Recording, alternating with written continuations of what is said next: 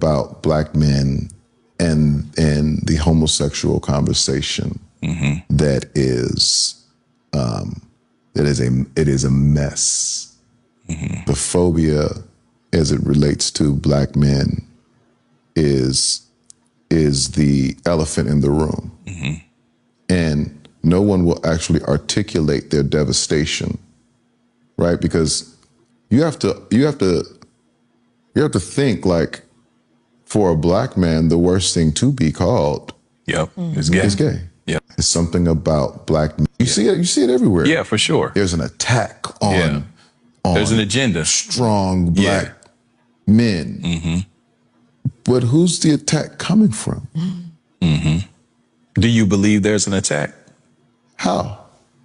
No, I'm asking. Do you believe Again, that's my answer. Oh, how? How? Well, I think as people say it, through media, through fashion, through what's acceptable. Because who? Because, like, if you think about it, you see it everywhere. Yeah, for sure. There's an attack on there's an agenda. Strong black men. But who's the attack coming from? Do you believe there's an attack? Back in our generation, we're the exact same age. We didn't see homosexuality. It's been around since the beginning of time, but it was your auntie's friend, your uncle's friend. You know what I mean? Yeah. But now it's more in your face, more acceptable. It's more mainstream, actually trendy, you know? Well, the world has gotten smaller. And so now we know that more humans exist. And we're actually able to see those humans living out their lives. We weren't able to see that before. Back in our generation, we're the exact same age. We didn't see Woo!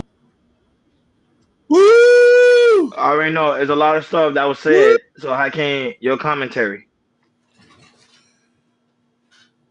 I want people to hear me out. I want to talk about this with a loving hand. Before I go into, I'm gonna read my brother Nervin Dialogue's comment. He said, "Roni, you country as hell." Yeah, I know. He's from the Is South. that Haitian accent come out of me? He's from the South. No, but there's also a Southern accent you got in there. You know, we're Southern Haitians. Hello, so Caribbean Southerners. So here's the thing. Narrative and Dialogue said, "Brothers, I am glad you're not afraid of covering anything. This has been too much hitting around in these spaces and acting like some for these dudes acting like they are mad because someone is gay." Narrative, you dead. He says, being called gay as a black man is not the worst thing. Can you be called, and here's some of your choice in life. Being called gay is not comparing to what these old people would call you. That's another thing. Go ahead, King Rooster.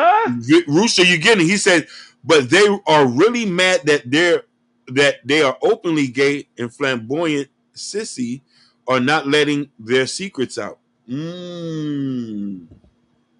Now, I want to talk about this with a heavy heart. And I want to be careful about this because this is a community. These are our brothers. And we need to talk about this. And if anybody, we would love to have a show with somebody who's openly gay, to sit down and have a war room conversation with our brother. What is he saying is correct. I grew up in the 80s. We was extremely homophobic growing up. I'm from a Caribbean background, which was extremely homophobic.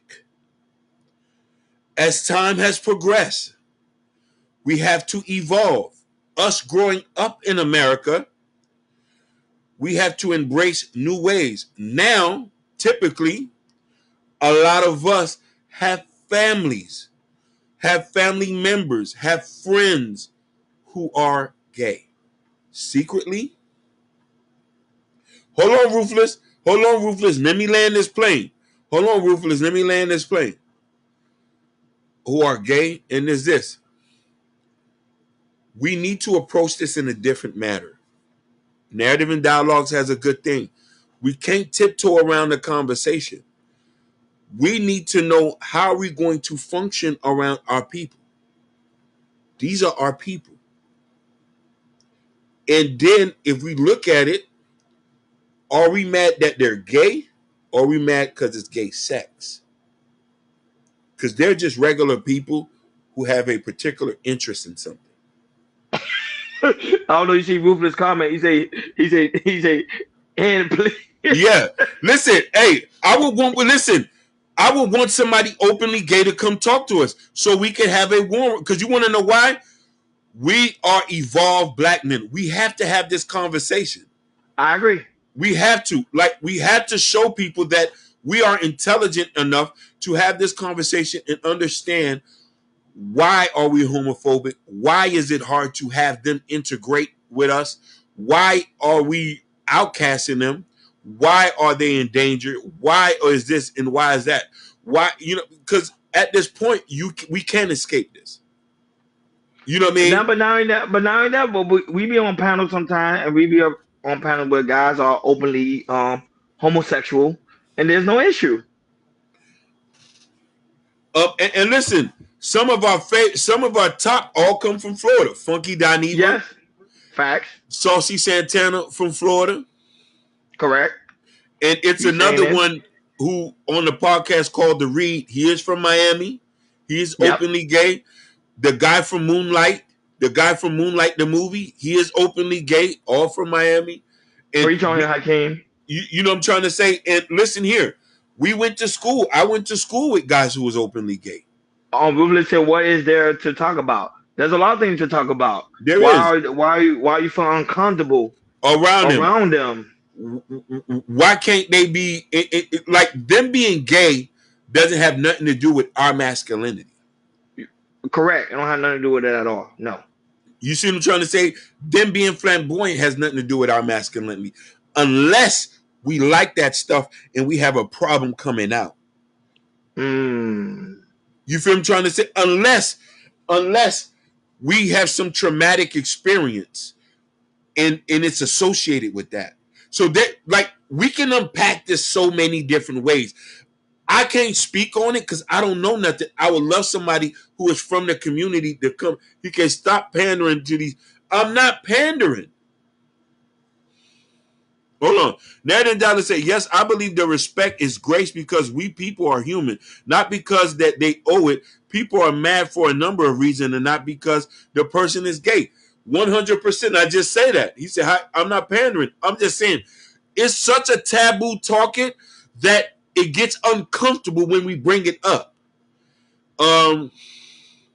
He said they're mad because one, their own childhood trauma and what they may have happened to them and won't speak on it. Two, their sons and daughters are gay and can't shake it. Listen, I have friends, I have family who are openly gay and I support them. I love them. Facts, Hakeem. Facts. I can't say that I'm going to not support them, support the lifestyle, support their partners. These are family. I love them. They have been there for me. They have loved on me. I'm going to love on them and love on their partner. What I'm supposed to do? Do I follow a form of something toxic or do I outcast somebody who's only been there for me because they like another thing? We need to learn to have these uncomfortable conversations so we can be able to function better with each other in our community. He said their narrative dialogue said their own past is being in sexual gay acts but not. He say okay. He said they jump on the back of black women.